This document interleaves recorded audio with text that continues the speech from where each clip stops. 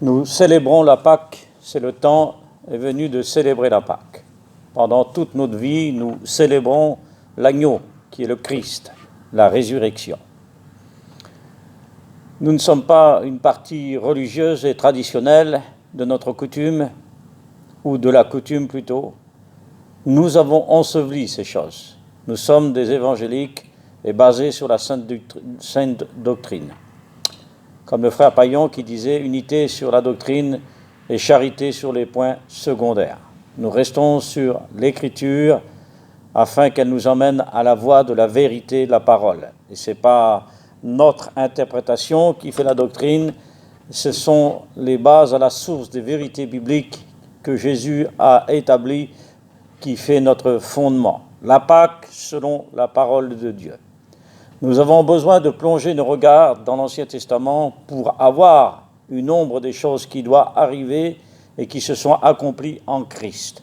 Ils ont été préparés, préfigurés, annoncés, proclamés, prophétisés, afin que Jésus soit notre Pâque.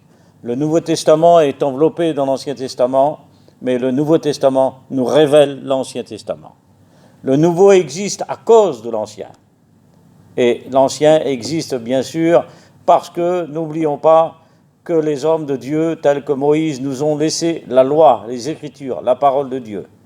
Et les écrits de l'Ancien Testament sont tellement importants parce que toute Écriture est inspirée de Dieu. Mais le Nouveau Testament devient une manifestation, une réalité, une confirmation, et l'Apocalypse, la révélation. Jésus-Christ est notre Pâque. Les conditions qu'il fallait pour aller à la Pâque, le bâton, la ceinture à terrain, et il fallait des chaussures. Et il fallait hâter, qui veut dire en hébreu vite, rapide. Et il fallait prendre bien sûr son vêtement et le mettre dans la ceinture pour ne pas être encombré, mais aller ensemble à la Pâque. Ayant nos ceintures de la vérité, nos chaussures que donne l'Évangile, et l'épée, bien sûr, le bâton qui est l'épée de l'Esprit, la parole de Dieu. N'oublions pas qu'il nous faut tous les armes. Éphésiens 6, 10. Et les conditions qu'il fallait selon la loi pour la Pâque. Il fallait un agneau sans défaut.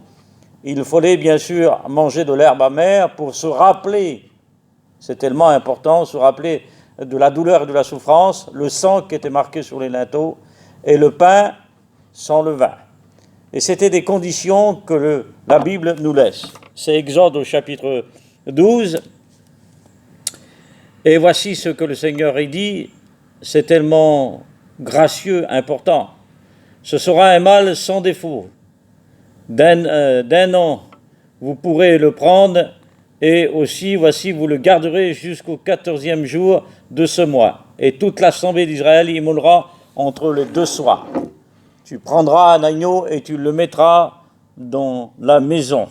C'est tellement important pour chacun, pour chaque famille, devait avoir pour chaque maison un agneau. Avons-nous l'agneau dans nos maisons, dans nos foyers? Est-ce que nous avons cet agneau sans défaut et sans tâche? L'agneau qui est ressuscité. Les conditions, nous commencerons par le caractéristique, bien sûr, ce qui est important et qui ouvre la Pâque, c'est bien sûr l'agneau. Car les premiers-nés d'Égypte devaient mourir.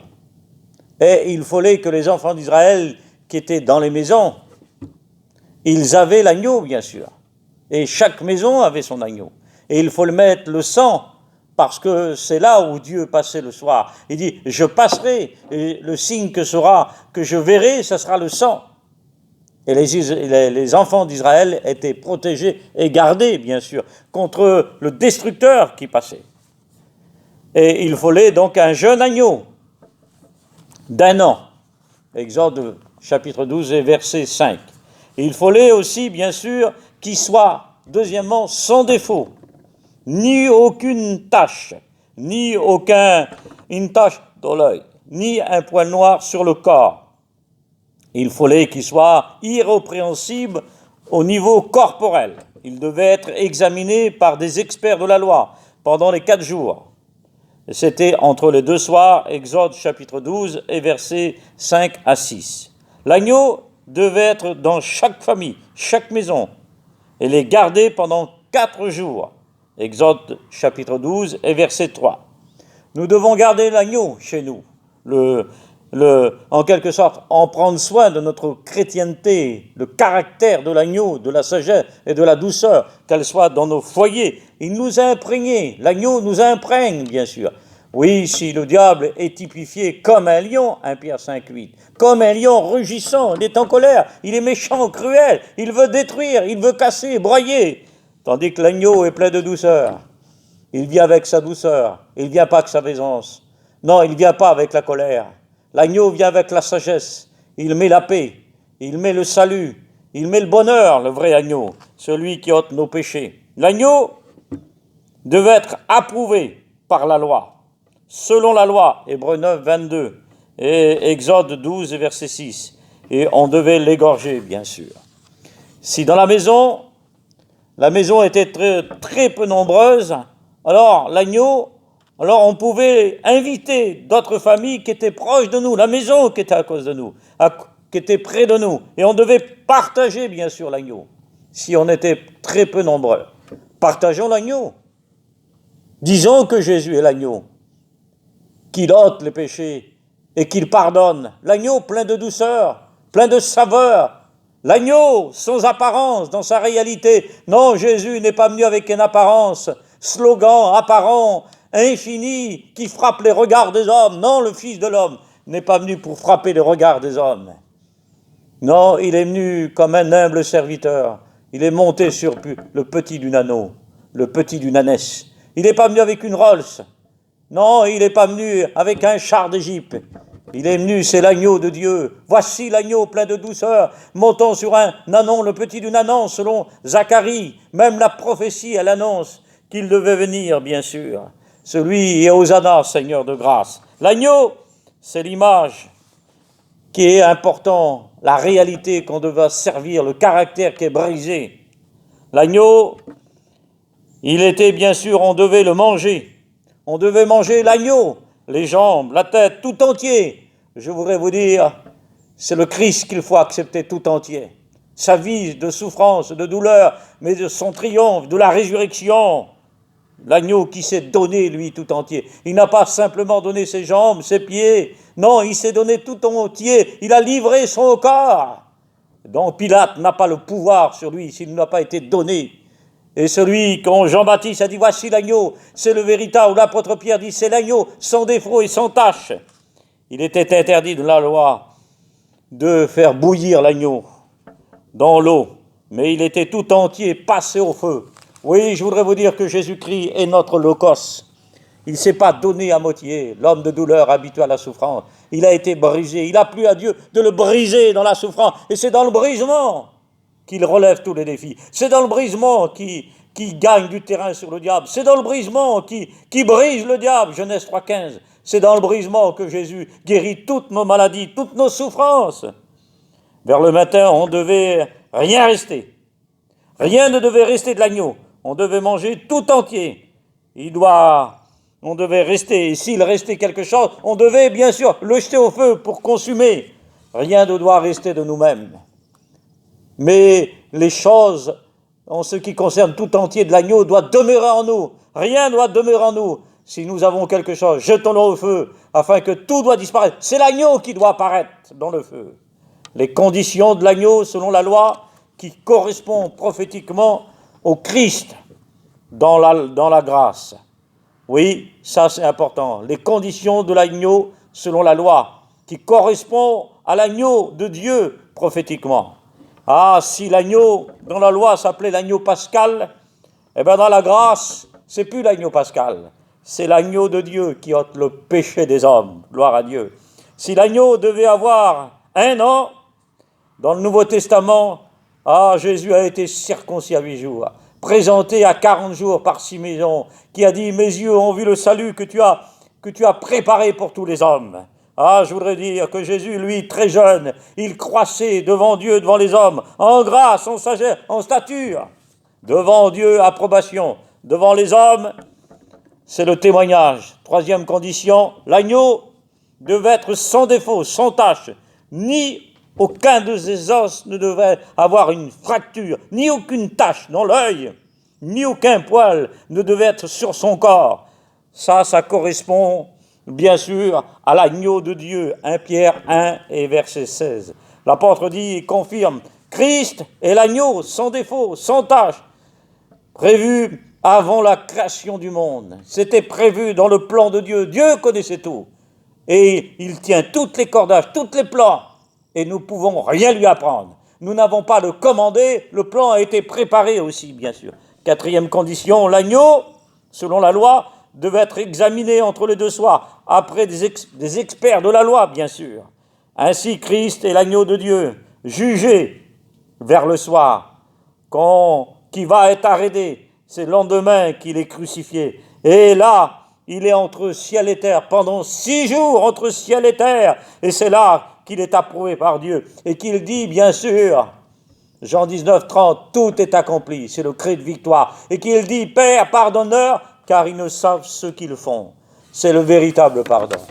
C'est un pardon glorieux, divin, majestueux, un pardon qui ouvre les cieux. Oui, Père, pardonne-leur, car ils ne savent. Nous ne savons pas, il le savait. Il a la connaissance, il a toute la divinité. Jésus, il est 100% homme, mais 100% divin. Jésus n'est pas mort en tremblant, il est mort en vainqueur. Il est mort en triomphe. La mort de Jésus, elle est unique. Elle est écrite dans le psaume 22, 1000 ans avant Jésus-Christ. Mais la mort de Jésus a broyé le diable. Il a fait renverser le royaume de Satan et toute sa cavalerie, Colossiens 2 et verset 14. Il a triomphé sur l'empire du diable et sur la mort éternelle. Jésus est le vainqueur. Il est l'agneau de Dieu sans défaut. Oui, selon la loi, l'agneau devait être dans les maisons, dans les foyers. Et c'est là, il devait le garder pendant 4 jours, dit la Bible. Il devait le présenter à l'assemblée, l'agneau, c'est-à-dire à Israël, devait être immolé, crucifié. Et ensuite, s'il restait quelque chose, on devait le brûler au feu. L'accomplissement de l'agneau. Les 4 jours que les familles d'Israël devaient garder l'agneau correspondent 4 jours, comme les 40 jours. Christ, il est ressuscité. Célébrons la Pâque. C'est ce que Paul dit à Corinthiens. Oui, les 40 jours, c'est entre la résurrection et l'ascension. Jésus s'est montré aux 11 apôtres. N'a-t-il pas dit, enfants, n'avez-vous rien à manger? Et Jésus dit à l'apôtre Pierre, avance en plein eau, jette ton filet du côté droit. Il prit 153 gros poissons. C'est le dernier prodige, le dernier miracle que Jésus va faire après la résurrection, la Pâque. Que signifie pour nous 153 gros poissons? Pourquoi pas 152? 153 parce qu'à l'époque il y avait 150 langues. C'est parce qu'il y avait 150 nations. Oui, chaque apôtre devait apporter un poisson à chaque nation. Ainsi, notre mission, nous avons reçu une mission divine qui est en nous. Ah, les portes des églises locales sont fermées. Mais la mission divine, elle n'est pas fermée. Marc 16, 16, allez par le monde et prêchez la bonne nouvelle. Oui, soyez bien sûr dans les cellules de prière, persévérez. C'est plus le temps du rassemblement, c'est le temps de l'union, c'est le temps de la consécration, c'est le temps de non pas de l'organisation, mais c'est le temps de l'onction où Dieu voudrait nous rassembler dans ce temps d'épreuve. C'est la Pâque, bientôt, la Pâque elle est là, et c'est la délivrance. C'est notre délivrance que le virus disparaît pour la Pâque. Jésus a triomphé, c'est notre Pâque. Car à la Pentecôte, n'oublions pas, à l'Ascension, Jésus est parti au ciel. Et au bout de 40 jours, bien sûr, il est parti au ciel. Et 10 jours après, il y a eu la Pentecôte. C'est là que l'Église a été établie. Selon la loi, l'agneau devait être conforme et approuvé par le sacrifice. Selon la grâce, l'agneau est conforme à la loi et conforme à Dieu. Hébreux 9, 22 et Jean 12 et verset 24. L'agneau, selon la loi, après avoir passé par le feu et cuit, devait être mangé tout entier, avec la tête, avec les jambes et avec l'intérieur. Et c'était amer, parce qu'on devait manger les boyaux tout entiers. Il y a des choses qui ne sont pas faciles à accepter. Jésus a obéi jusqu'à la mort. Il est dans le jardin de Gethsémane. Il est rempli d'angoisse. Jésus, son âme est angoissée. Et il dit, non pas toutefois ma volonté, mais que ta volonté soit faite. Et il dit, non pas ma volonté, mais ta volonté, et que cette coupe ne s'éloigne pas de loin de moi. Jésus devait accepter la coupe de la mort. Il a accepté la mort. Il a accepté la souffrance, lui le juste, lui le droit, lui le parfait, lui le divin. lui qui a combattu, qui a pris notre place, lui qui est sans tache, sans accusation.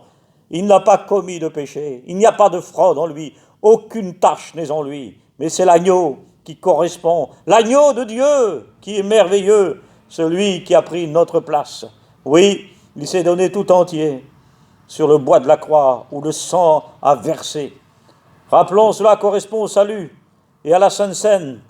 Oui, Jésus a accepté tout entier à suivre Christ, à l'accepter ses souffrances, les combats, et qui nous a laissé un vrai modèle. Oui, parce que c'est lui qui nous a laissé le vrai modèle. Et Pierre l'apôtre dit, il nous enseigne ceci, si vous souffrez, c'est une grâce de supporter les souffrances comme un chrétien. 1 Pierre, chapitre 4 et verset 12. Selon la loi, l'agneau était immolé entre les deux soirs, et ce fut institué par Dieu au moins pour le peuple d'Israël. Exode, chapitre 12, verset 6. Et entre les deux soirs, l'agneau, selon la grâce, le sacrifice de l'agneau fut accompli au crépuscule, bien sûr. L'expression « entre les deux soirs » désigne le moment situé entre le coucher du soleil et la tombée de la nuit, parce que selon la loi, l'agneau devait être gorgé entre les deux soirs, et cela correspond sur le temps de la nuit. Et cela désigne le moment situé où Jésus est crucifié sur la croix, et il a resté 6 heures entre ciel et la terre. Et voilà, nous avons donc une certitude, une confirmation, une explication qui correspond à la loi. Le déclinement du ciel s'est couché. Oui, et Moïse a prescrit le moment du sacrifice, c'est vers le soir du coucher du soleil. Deutéronome 16, verset 6. Contexte, selon le juif Falvus, au 1er siècle, il était la coutume de tuer un agneau vers l'heure 15 heures. Cela correspond bien sûr au texte biblique. Contexte biblique, c'est vers la 15e heure que Christ est mort, l'agneau de Dieu. Luc 23, versets 44 et 46. Remarque, si dans sa mort, vers midi, en plein jour, le soleil se cache pour laisser place au soleil de justice, alors que tout soit clair sur la terre, il y a la nuit, alors que le matin de bonheur, le soleil se lève. Et c'est là que Jésus est ressuscité, le soleil de justice, il est notre Pâques. Et tout correspond. Les événements qui correspondent, qui se sont passés bien sûr à la mort de Jésus, vers la 15e heure. L'heure où les Juifs, vers la 9e heure, qui correspond l'heure juive, 15e heure, 3 heures de l'après-midi. Deuxièmement, Jésus est crucifié à la 6e heure, qui correspond à l'heure de midi, l'heure européenne. Il eut des ténèbres sur toute la terre. Troisièmement, de la 9e heure, de midi jusqu'à la 9e heure, il y eut des ténèbres. Et cela correspond bien sûr à l'obscurité, où l'agneau dans l'Ancien Testament était égorgé. Et cela correspond à la mort de Jésus, pour laisser place au soleil de la justice. À 7 heures de l'après-midi, à 15 heures, l'heure 3 heures européenne, à 7 heures, bien sûr, c'est là où tous les Juifs priaient dans le temple. Actes des Apôtres, chapitre 3, verset 2 et verset 3.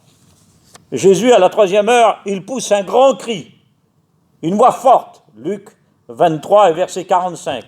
Et voilà où tous les Juifs prient dans le temple, sont en train de prier. À l'heure de la prière, les apôtres montaient au temple. Et c'est à 7 heures que Jésus va pousser un grand cri. Et c'est à 7 heures que Jésus va mourir. Et le voile du temple va se déchirer du haut jusqu'en bas. En haut, c'est l'intervention divine. En bas, c'est l'intervention des hommes. Mais c'est en haut, c'est le surnaturel. Et là, par le cri de Jésus, la mort de Jésus, le voile s'est déchiré. Ce qui était impossible par la loi, on ne pouvait pas s'approcher.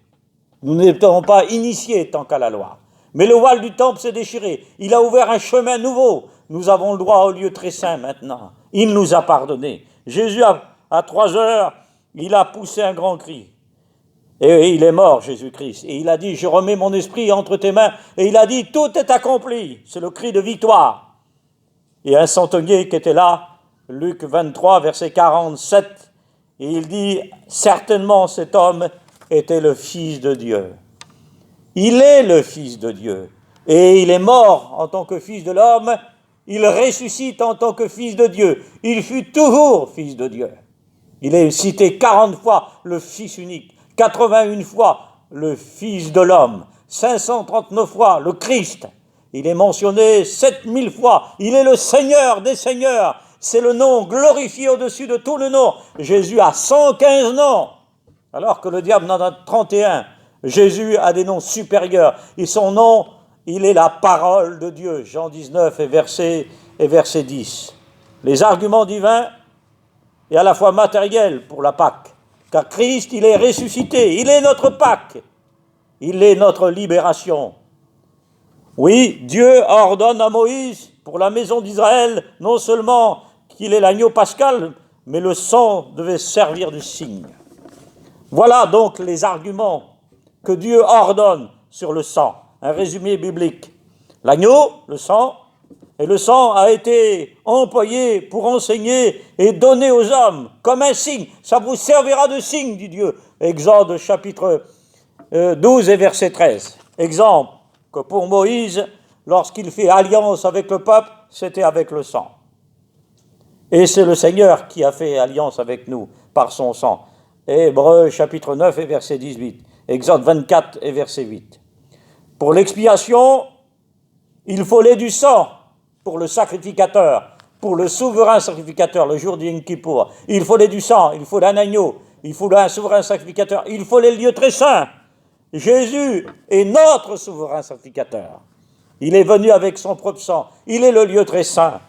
Il est celui qui a pardonné. Non, il n'est pas venu pour apaiser le péché, couvrir le péché, mais ôter le péché. Oui, pour le sacrifice, avec un animal, le sacrificateur qui avait péché, qui avait reçu l'onction, il devrait offrir à Dieu, bien sûr, une victime et entrer devant la tente d'assignation. Et Dieu est celui qui approuvait, bien sûr, lorsque l'expiation était faite. Il devait mettre sa main sur le taureau et il devait répandre le sang pendant 7 fois, oui, à l'aspersion, devant la face de Dieu, devant le voile. Le sacrificateur, c'était agréable à Dieu. Et Dieu pardonnait. Le sacrifice du sang, il devait mettre du sang pour le sacrificateur, il devait mettre du sang sur les cornes de l'autel des parfums. Et là, c'était agréable à Dieu. Le sang devait être répandu au pied de l'autel des holocaustes, qui était la tente de l'assignation. Ainsi, pour le lépreux aussi, on purifiait par le sang.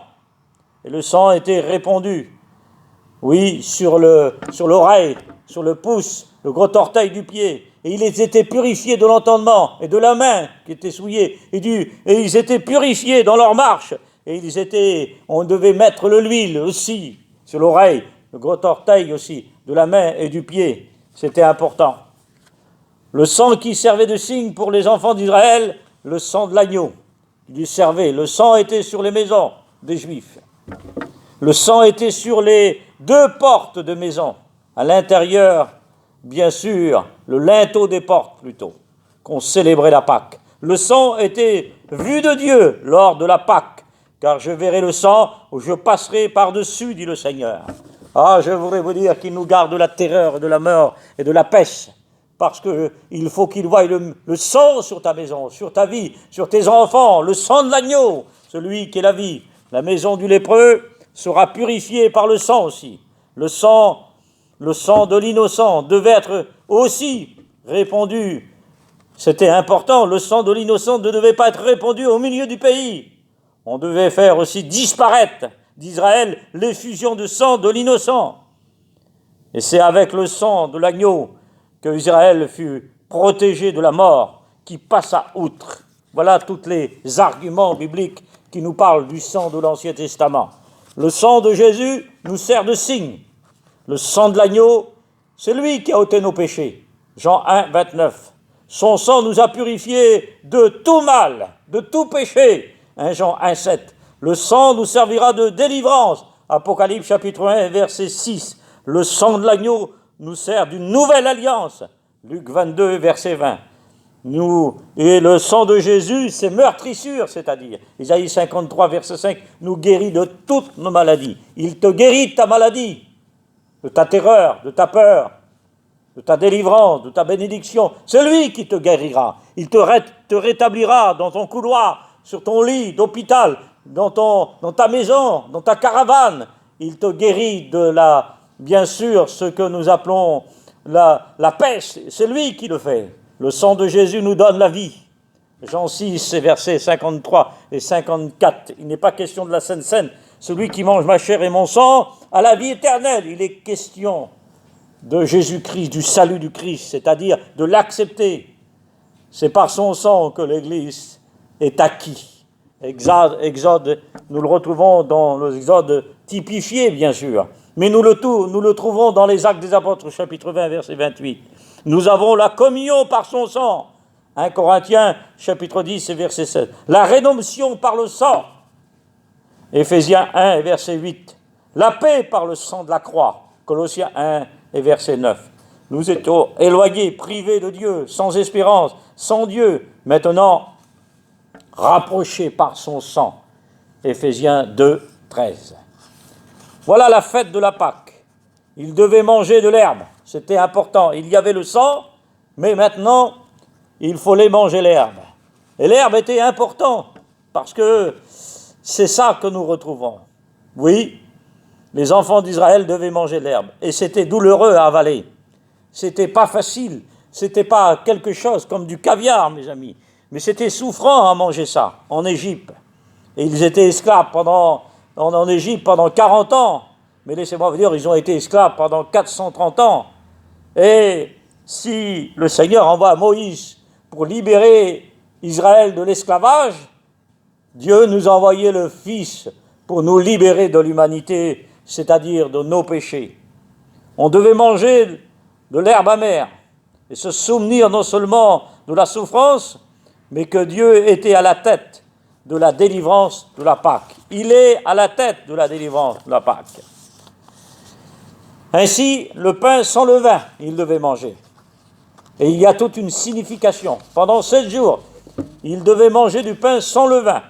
Le levain était un ingrédient qui produisait une fermeté, bien sûr, mais une fermentation chimique qui permettait à la pâte de se lever, qui inclut la levure chimique, qui était quelque chose qui remontait, qui soulevait, qui alimentait la pâte.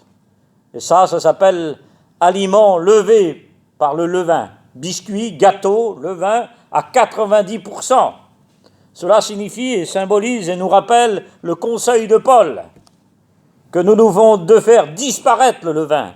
Et il dit dans 1 Corinthiens chapitre 5 et verset 7, oui, il nous rappelle de faire disparaître et que nous soyons une nouvelle pâte.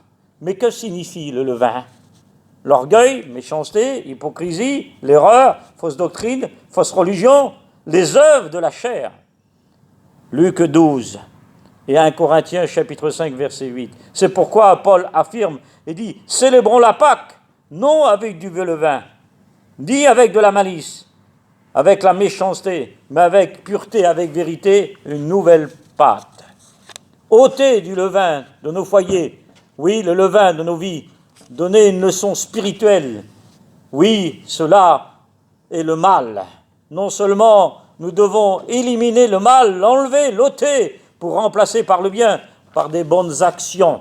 Paul déclare, célébrons donc la fête, non avec du vieux levain, mais avec du levain, non de la malice, ni de la méchanceté, mais avec le pain sans levain, de la sincérité, de la vérité, ce qui est important. Célébrons la fête, oui, non avec des critiques, avec orgueil, avec ambition, mais célébrons, car Jésus est le véritable pain qui est descendu du ciel. Oui, vos pères ont mangé la manne dans le désert, Jean 6, 35, et verset 56. Mais moi, je suis le pain, et celui qui mange de ce pain aura la vie éternelle. En conclusion, un paragraphe par rapport à la Pâque de l'Ancien Testament et du Christ. La figure de la Pâque de l'Ancien Testament, c'est Moïse.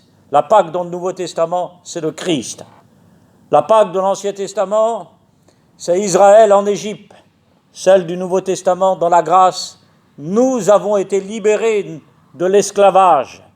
Si la Pâque de l'Ancien Testament, c'est la mort d'un agneau, je voudrais vous dire de l'agneau pascal. Dans le Nouveau Testament, c'est la Pâque, Jésus-Christ, l'agneau de Dieu qui est mort et qui est ressuscité. Si Israël est pris par les griffes du diable et ils sont délivrés des griffes du diable, dans le Nouveau Testament, Jésus nous a libérés des griffes du diable.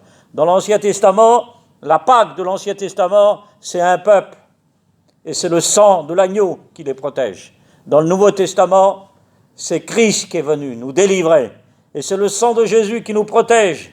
Oui, Jésus a anéanti la mort, celui qui avait la puissance de la mort, Hébreux 2,14. Il a tout accompli. Célébrons la Pâque, car Jésus-Christ est la résurrection et la vie. Que Dieu vous bénisse. Amen.